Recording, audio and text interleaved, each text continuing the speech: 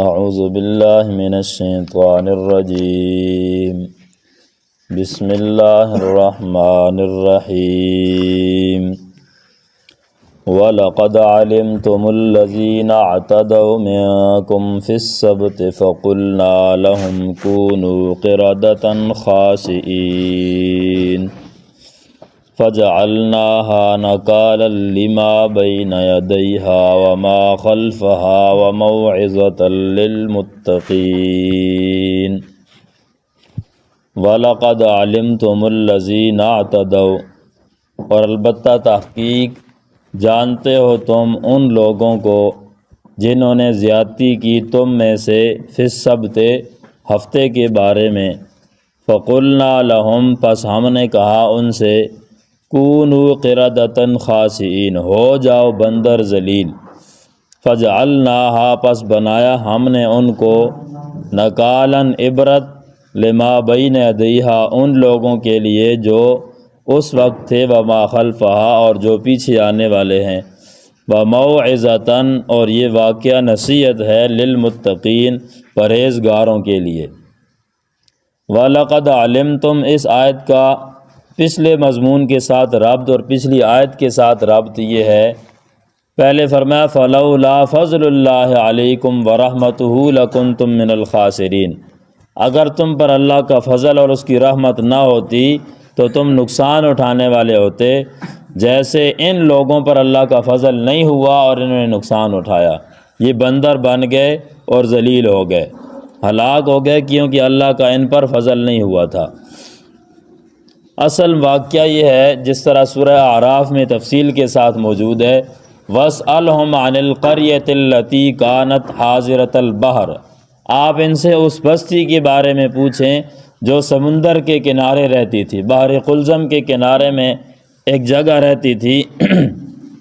اور داؤد علیہ السلام کے دور کا یہ واقعہ ہے، اللہ تعالیٰ نے ان کو اختیار دیا تھا کہ ہفتے میں سے 7 دنوں میں سے کوئی ایک دن اپنے لیے مقرر کر لو جس میں تم تعظیم کیا کرو، تو انہوں نے ہفتے کے دن کا اختیار کیا، ہفتے والا دن انہوں نے اختیار کیا بھی اس دن ہم تعظیم اور عزت کریں گے، تو اللہ نے ان کے لیے یہ مقرر کر دیا، اور ان کے لیے آزمائش اور امتحان یہ رکھی کہ ان کا تو کاروبار ہی یہ تھا کہ سمندر سے مچھلیاں پکڑتے اور بیچتے تھے، تو ان کے لیے آزمائش یہ رکھ دی کہ ہفتے والے دن ان کو منع کر دیا تم نے شکار نہیں کرنا مچھلیوں کا، تو انہوں نے ہفتے کے دن شکار کرنا شروع کیا ہیلے اور بہانے سے۔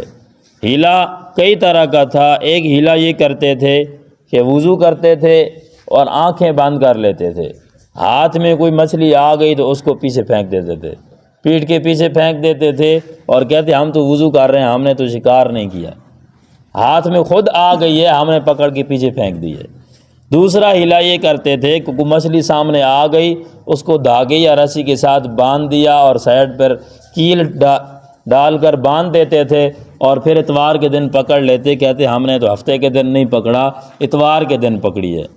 اور تیسرا ہیلا یہ کرتے تھے کہ سمندر کے کنارے پر گڑھا سا بنا دیتے، وہاں مچھلی آ جاتی تو دروازہ آگے سے بند کر دیتے اور اتوار کے دن پکڑ لیتے، کہتے ہم نے تو اتوار کے دن پکڑا ہے، ہفتے کے دن نہیں پکڑا۔ تو یہ مختلف طرح کے ہیلے اور بہانے کرتے اور اس طرح کا شکار کرتے تھے۔ اب 3 جماعتیں ہو گئیں، وہاں بھی تفصیل سے بیان ہے سورہ اعراف میں۔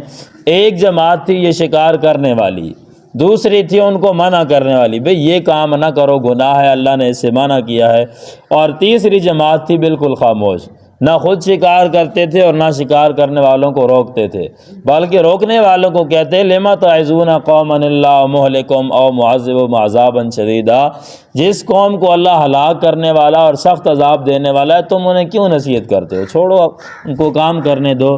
وہ جواب میں کہتے قالوا معذرۃ الی ربکم، اپنے رب کی طرف ہمیں اور جواب دینے کے لیے اور اتمام حجت کے لیے ہم کہہ رہے ہیں، تاکہ اللہ ہم سے کل یہ نہ کہے بھی تم نے منع کیوں نہیں کیا تھا، تو یہ حجت پوری کرنے کے لیے ہم انہیں منع کر رہے ہیں اور شاید کہ یہ مان جائیں۔ تو پھر کیا ہوا، اللہ کا عذاب آیا ان لوگوں پر جنہوں نے شکار کیا تھا، اللہ کا سخت عذاب آیا، اور جو منع کر رہے تھے اللہ نے ان کو بچا دیا، انجین الذین، ہم نے ان کو بچا دیا جو منع کرتے تھے، اور جو شکار کرتے تھے ان پر عذاب آ گیا، اور جو خاموش تھے، ان کے بارے میں قرآن بھی خاموش ہے کہ ان کو عذاب ہوا یا نہیں، قرآن میں کوئی تفصیل نہیں ہے۔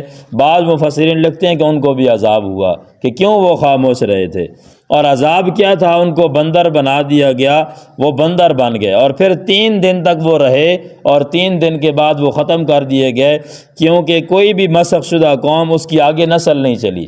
یہ سمجھتے ہیں آج کل جو بندر ہے یہ اسی نسل سے ہیں، اسی قوم سے، نہیں، یہ ایک الگ اللہ کی مخلوق ہے، وہ نسل آگے نہیں چلی۔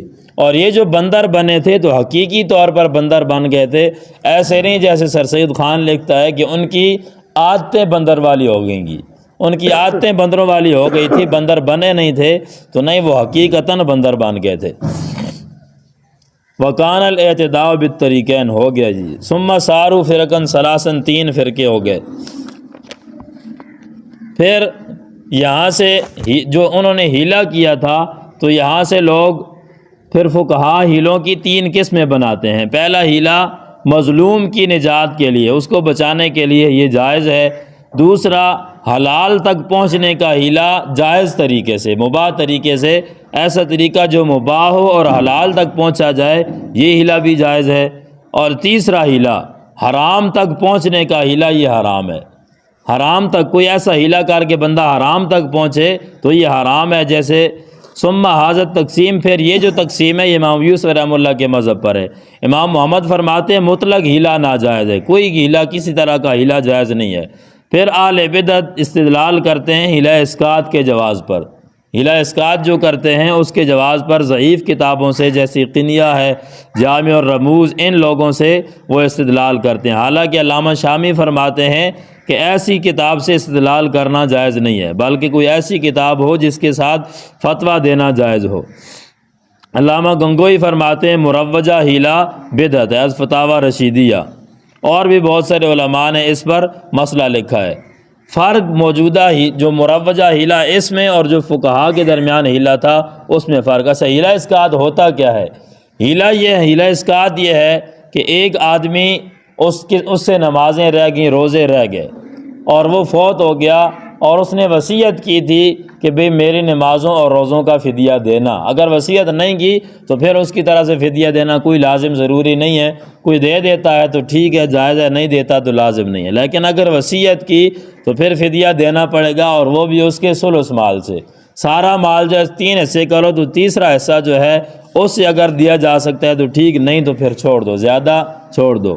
اس نے وصیت کی ہے تو جتنی نمازیں اور روزے رہ گئے ہیں اس کا حساب، پورا حساب کر کے فدیہ دینا پڑے گا۔